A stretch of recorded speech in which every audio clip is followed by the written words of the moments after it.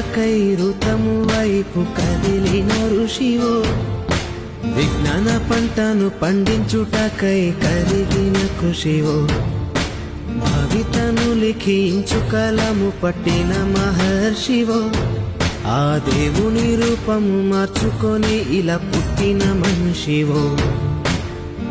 కన్ను తెగు ముడికి రాత రాసినోడు బ్రహ్మైతే, బ్రతుకు రాత రాసిన నువ్వు మరో బ్రహ్మవో.